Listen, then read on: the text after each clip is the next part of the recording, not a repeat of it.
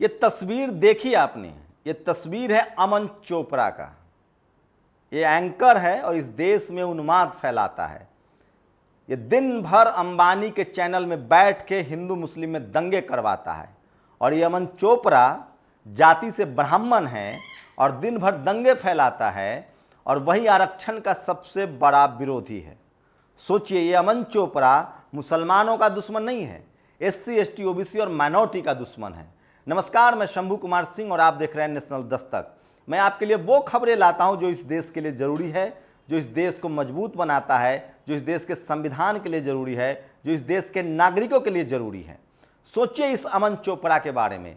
ये इतना बड़ा धूर्त है कि इसका जब शो देखेंगे तो आपका मन भिन्ना जाएगा। लगेगा कि इससे ज़्यादा अच्छा तो बीजेपी का प्रवक्ता हो सकता है, इससे ज़्यादा अच्छा तो किसी भी दूसरे दल का प्रवक्ता पार्टी हो सकती है जो बीजेपी का समर्थक गठबंधन में है। ये आदमी घोर संघी, ये आदमी घोर जातिवादी है और अब राजस्थान पुलिस के यहाँ इसकी पेशी हुई है। देखिए कैसे जा रहा है, लेकिन कोई टीवी अखबार नहीं दिखाएगा क्योंकि सबका याराना है। अगर टीवी अखबार दिखा देगा तो कल सारे लोग मीडिया एंकर पर केस दर्ज कराने लगेंगे। लेकिन वही टीवी अखबार प्रोफेसर रतनलाल की खबरें दिखाएगा ताकि शेड्यूल कास्ट के तमाम इंटेलेक्चुअल डर जाएं, लिखना पढ़ना बोलना बंद कर दें। ये इस तरह की बेईमानी हो रही है। तो इस देश के डेमोक्रेसी अगर आज खतरे में है, इस देश का दुश्मन कोई है तो इस देश की जातिवादी और मनुवादी मीडिया है। खैर, देखते हैं, कांग्रेस सरकार में इस पर केस दर्ज हुआ है। मैं चाहूंगा कि कोर्ट ही इसका फैसला करे। अब ये दूसरा वीडियो देखिए, राहुल यादव ने शेयर किया है। लखनऊ के इको पार्क में हजारों लोग धरना प्रदर्शन कर रहे हैं नौकरी के लिए। क्या मजाल है कि कोई टीवी अखबार वाला ये खबर दिखा देगा तो योगी जी मोदी जी के खिलाफ गुस्सा नहीं भड़क जाएगा। इवेंट मैनेजमेंट की सरकार चल रही है। अब ये दूसरी खबर देखिए, OBC के लोगों को निराश होना पड़ा है। मध्य प्रदेश में 14% आरक्षण मिलेगा, 27% नहीं मिलेगा। आगे बताऊंगा कि इससे उनको कितना ज्यादा नुकसान होने वाला है। जब ये आप जानेंगे तो आपके दांतों तले उंगलियां दबा लेंगे। अब ये एक वीडियो देखिए, ये बाबा हैं, इनके ऊपर बुलडोजर चल रहा, अब ये छाती पीट रहे हैं। मैंने कहा था ना, इस मोहल्ले में सबका घर है, आग लगेगी तो सब जद में आएंगे। बुलडोजर शुरू हुआ पहले मुसलमानों पर और अब मोदी जी के फोटो वाले घरों पर भी बुलडोजर चल रहा है। खुद संजय सिंह ने इस वीडियो को ट्वीट किया है, वो भी देख लीजिए। बाबा छाती पीट रहे हैं। बरेली में अवैध अतिक्रमण, मैं फिर कह रहा हूं, इस देश में अवैध अतिक्रमण पर बुलडोजर चले ईमानदारी से तो सबसे ज्यादा सवर्णों के घर जद में आएंगे, क्योंकि सारे संसाधनों पर उन्होंने कब्जा कर रखा है। मुसलमान तो बेचारा रेहड़ी पटरी लगाता है, शेड्यूल कास्ट तो रहरी पटरी लगाता है, OBC तो वो भी नहीं कर पाता है। सबसे ज्यादा शहरों में जो अवैध अतिक्रमण है वो सवर्ण समाज ने कर रखा है। और ये देखिए, वरुण गांधी का ट्वीट है, मेरा नहीं है। 76 लाख सरकारी कर्मचारी अपनी वृद्धावस्था में आर्थिक एवं सामाजिक सुरक्षा की गारंटी देने वाली पुरानी पेंशन योजना की बहाली हेतु आंदोलन की राह पर है। मैं इसे न्यायपूर्ण मांग की समर्थन करता हूं। सोचिए, वरुण गांधी आप कह रहे हैं। ये देखिए किस तरह की खबरें हैं। विरासत बदल डाला धर्म, बुद्ध की कहीं ब्रह्मा तो कहीं देवी के रूप में हो रही है पूजा। जो लोग मुसलमानों के मस्जिद की खुदाई कर रहे हैं, उनके मंदिरों की खुदाई होनी चाहिए। सब बुद्ध ही बुद्ध है। ये अखबार दैनिक भास्कर की रिपोर्ट देखिए, गया का, जो मैं बता रहा हूं। और ये तस्वीरें देखिए किस तरह से प्रोफेसर रतनलाल पर FIR हुआ है और लखनऊ यूनिवर्सिटी के शेड्यूल कास्ट के प्रोफेसर रविकांत जी के साथ फिर से मारपीट हुई है। आपको उनके साथ खड़ा रहना पड़ेगा। और सोचिए राष्ट्रवादी सरकार में क्या हो रहा है। पैंगोंग झील के पास एक और पुल बना रहा है चीन। अजीत अंजुम ने शेयर किया है। इस पर कोई नहीं बोलेगा, सरकार से सवाल नहीं पूछेगा, क्योंकि ये लोग, सोचिए, इसीलिए लोग इन पर तंज कर रहे हैं कि भगवान शिव तो कैलाश पर्वत पर रहते हैं, वो चीन के कब्जे में है, क्यों नहीं उसको आजाद करवा रहे हो। यह सिर्फ मुसलमानों का बहाना, एक राजनीति है। कर्नाटक की बीजेपी सरकार ने 10वीं के पाठ्यक्रम से भगत सिंह को हटाकर हेडगेवार को जोड़ा है। इस तरह की चीजें हो रही है। OBC को लोगों को सीखना चाहिए। और सोचिए, दिलीप मंडल लिखते हैं, जिनकी भावनाएं बेबात आहत होने के लिए तैयार हैं, उनको मैं कह दे रहा हूं, कंट्रोल कीजिए, वरना मैं बाबा साहब, मोदी जी के आराध्य महात्मा फूले और पेरियार के लिखे पन्ने पोस्ट करना शुरू करूंगा। सरकार ने छापे हैं, पढ़कर आपके कान फट जाएंगे। कान लिखा है कान ही समझे जो रतन लाल को लेकर। नितिन मिश्राम लिखते हैं आपके मिनिस्टर्स नहीं हैं, आपके सांसदों को पपेट बनाया गया है, जज नहीं है, सेक्रेटरी नहीं है, पुलिस के जनरल्स नहीं है, ऐसे ही नहीं हो रहा है। इसके पीछे कारण है, जब आप पर हमला होगा तब आपके साइड लेने वाला कोई नहीं होना चाहिए। आपको डिसएरमेंट हुआ है ताकि आप लड़ न सके। लगातार बड़ी कॉन्स्पिरेसी चल रही है। ये देखिए मध्य प्रदेश का कितना नुकसान होगा ओबीसी को। पहले 56 जनपद के अध्यक्ष थे, अब 30 मिलेंगे। 168 जिला पंचायत सदस्य थे ओबीसी, अब 102 होंगे। पहले 1280 जनपद सदस्य ओबीसी थे, अब 771 होंगे। पहले 4223 सरपंच ओबीसी थे, अब 2985 होंगे। ये नुकसान होने जा रहा है मध्य प्रदेश में ओबीसी का, और आप नुकसान सहते रहिए। और जाति की मार देखिए, सोचिए जिस यादव ने सिंधिया को चुनाव हराया था बीजेपी में रहते हुए, अब उस यादव को पीछे कर दिया गया। और सिंधिया जब से बीजेपी में गए हैं, सिंधिया के स्वागत बैनरों और पोस्टरों से सांसद केपी गायब हो गए हैं। तो ये देखिए, ये होता है जातिवाद। डॉक्टर गुना सांसद डॉक्टर केपी यादव का शिला पट्टिका पर नाम नहीं लिखा गया जा रहा है सिंधिया समर्थक मंत्रियों द्वारा। आप कल्पना कर सकते हैं। और सबसे बड़ी और भयानक खबर है, रुपए की मजबूती के लिए आरबीआई ने बेचे 20 अरब डॉलर, फिर भी हुई रिकॉर्ड तोड़ गिरावट। 20 अरब डॉलर बेच दिए, कोई टीवी अखबार नहीं दिखाएगा। फिर से एलपीजी महंगा हो गया है, अब 1000 रुपए के पार हो गया है। बधाई की देता हूं आपको। और ये देखिए, जो बीजेपी आपके बच्चों को त्रिशूल पकड़ा रही है, शिवराज सिंह चौहान का बेटा विदेश में पढ़ता है, एलएलएम की पढ़ाई करते हैं, एलएलबी की पढ़ाई करते हैं, आपके बच्चों को त्रिशूल पकड़ाया जा रहा है। अमित शाह का बेटा जनरल सेक्रेटरी बना हुआ है और आपको बच्चे को तलवार पकड़ाया जा रही है। इसलिए समर राज लिखते हैं कट्टर हिंदू धमकी दे रहे हैं, तोड़फोड़ की बात कर रहे हैं। लिबरल हिंदू चेतावनी दे रहे हैं, चुप रहने की सलाह दे रहे हैं। धर्म के मामले में मजाक मत करना, ऐसी नसीहत दे रहे हैं। मानो दोनों मिलकर घोषणा कर रहे हैं चलेगी हमारी, कुछ बोल मत देना। मस्जिद टूटे या घर आह तक मत निकाल देना। सोचो, मुसलमानों को डराया गया है, अब दलितों की बारी है, पिछड़ों की बारी है।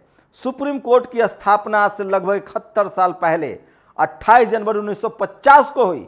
कि आप जानते हैं पिछले 71 सालों में सुप्रीम कोर्ट में आज तक कोई कुर्मी जज नहीं बना, कोई कुशवाहा मौर्य शाक जज नहीं बना, कोई गुजर नहीं बना, कोई यादव जज नहीं बना, कोई जाट जज नहीं बना। आगे लिखते हैं कोई पाल जज नहीं बना, कोई निषाद बिंद मल्लाह जज नहीं बना, कोई लोध जज नहीं बना, कोई पाल, कोई राजभर, कोई सेन, कोई नाई, कोई विश्वकर्मा, कोई लोहार, कोई साहू, कोई तेली, कोई कलवार, कोई कहार, कोई चौरसिया, कोई पासवान, कोई खटीक, कोई वाल्मीकि, कोई कोरी, कोई धोबी जज नहीं बना। यानी सुप्रीम कोर्ट में आज तक उत्तर भारत की ज्यादातर ओबीसी और एससी जातियों का कोई जज नहीं बना है।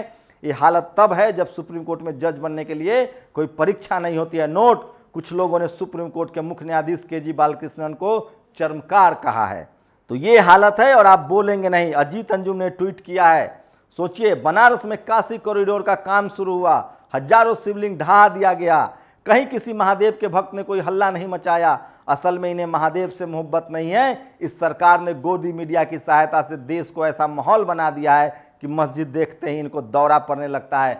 लेकिन सबसे बड़ी विडंबना देखिए, इस देश के जितने सवर्ण पत्रकार हैं वो हिंदू मुस्लिम पर तो मुंह खोलते हैं, लेकिन एससी एसटी ओबीसी माइनॉरिटी के जब हक अधिकार की बात होती है तो इनको भी सांप सूंघ जाता है।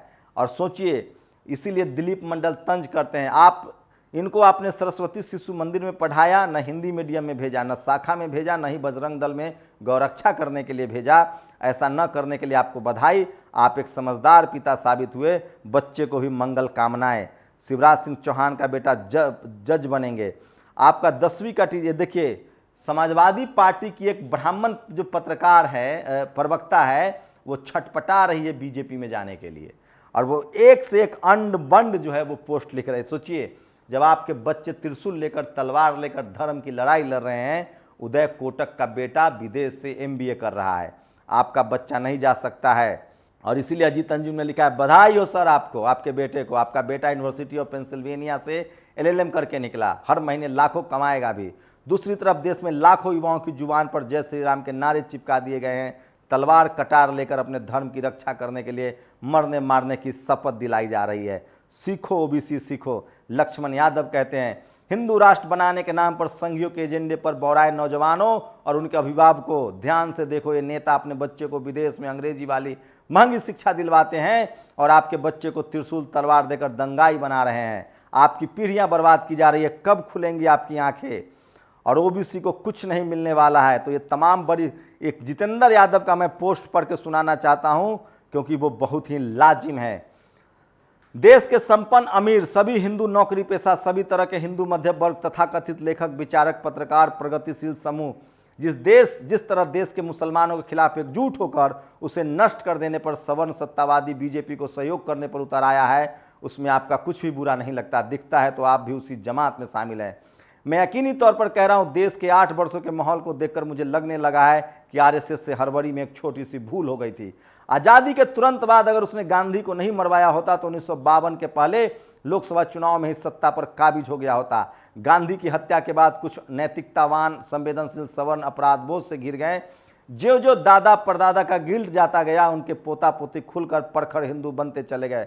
1990 में पिछड़ों का आरक्षण लगा, खुलकर हिंदू राष्ट्र के स्वयं भी कमांडर बनकर ऑफिस में, सड़क पर, बस में, अखबारों में, टीवी चैनलों पर, सार्वजनिक सभा में, स्कूलों में, कॉलेजों में दिखने लगे। और आज देखिए वो समुदाय मुसलमानों के खात्मा से कम पर बात करने के लिए तैयार नहीं है। भारत के सवर्ण हिंदुस्तान को यरूशलेम बना देना चाहते हैं। वे भारत के अलावा दुनिया के हर कोने में रहना चाहते हैं, लेकिन भारत में खून की नदियां बहाकर उसे अपना उपासना स्थल बनाकर रखना चाहते हैं। ये पूरे दुनिया में रहेंगे, पूरी दुनिया में मंदिर बनाएंगे, लेकिन इनके देश में मुसलमान, दलित, पिछड़ा नहीं रहना चाहिए, जबकि ये देश उन्हीं का है। इसके लिए किसी को मेहनत नहीं करनी है, बस अगल बगल में फेसबुक पर अखबार, किताब, पत्र पत्रिकाएं, हिंदी अंग्रेजी टीवी चैनलों को देख लीजिए। ये बहुत मर्मस्पर्शी बात कही है जितेंद्र यादव ने और इसको समझना पड़ेगा। और इसलिए मैं बार बार कहता हूं कि सोशल मीडिया ही सच्चा मीडिया है, सोशल मीडिया ही बहुजन मीडिया है। और इन तमाम खबरों को आप देखिए, पढ़िए, समझिए, नहीं तो आपके आने वाले नस्लों को बर्बाद कर दिया जाएगा। और लास्ट में एक और पोस्ट, संत शिरोमणि कबीर, रविदास, ज्योतिबा फुले, पेरियार जैसे समाज सुधारक महामानवों को कुछ भी बोलते या लिखते समय ध्यान रखना चाहिए था। कितने लोगों की भावनाएं आहत करके चले गए, विशेषकर बाभनों की। बाभन झूठा, वेद भी झूठा, झूठा ब्रह्म अकेला रे। रैदास तो यहाँ बे तेरे को आकर संबोधित कर रहे हैं, बहुत आहत कर रहे हैं। कबीर की भाषा पर अब तक सैकड़ों थीसिस लिखी जा चुकी है। मर्यादा तय करने का अधिकार किसी बिरादरी को है, वह बिरादरी किन संस्थाओं पर कब्जा जमाए बैठी है। राजस्थान में एक दलित युवक के पिछवाड़े में पेचकस घुसाते समय जिस भाषा का प्रयोग किया जा रहा था, उस समय किसी को भाषा की मर्यादा क्यों नहीं याद आ रही थी? भाषा की मर्यादा का सारा बोझ दलित पिछड़ों पर ही है। चंदौली में कन्हैया यादव की बेटी के साथ गलत करने वाला गला दबाकर मार डालने के समय 40 पुलिस वाले जिस भाषा का प्रयोग कर रहे थे, उसकी मर्यादा का ख्याल कब करोगे? मतलब तुम जो कहो करो सब मर्यादित है, बाकी सब अमर्यादा। मैं चंद हरामखोर जातियों की इस मर्यादा विमर्श के वर्चस्व के खिलाफ खड़ा हूं। ये मुलायम सिंह यादव ने लिखा है। मैं भी कह रहा हूं SC ST OBC माइनॉरिटी को अब एकजुट होना पड़ेगा, नहीं तो इस देश से तुम सब लोग मार के भगा दिए जाओगे। क्योंकि न तुम जुडिशियरी में हो, न मीडिया में हो, न ब्यूरोक्रेसी में हो, न कॉलेज यूनिवर्सिटी में हो, और न ही बिजनेस में हो। एक संविधान है जो आपको जिंदा रखे हुए है। जरूरत है उस संविधान को बचाने की। पूरी खबर पर आप अपनी प्रतिक्रिया जरूर दीजिए। शुक्रिया। नेशनल दस्तक की आपसे गुजारिश है कि अगर इसको बचाना चाहते हैं तो नेशनल दस्तक को सब्सक्राइब करने के लिए रेड कलर के सब्सक्राइब बटन को दबाएं, फिर बेल आइकन की घंटी दबाएं। नेशनल दस्तक को बचाने के लिए बहुत जरूरी है कि हर खबर को शेयर करें, लाइक करें, कमेंट जरूर करें।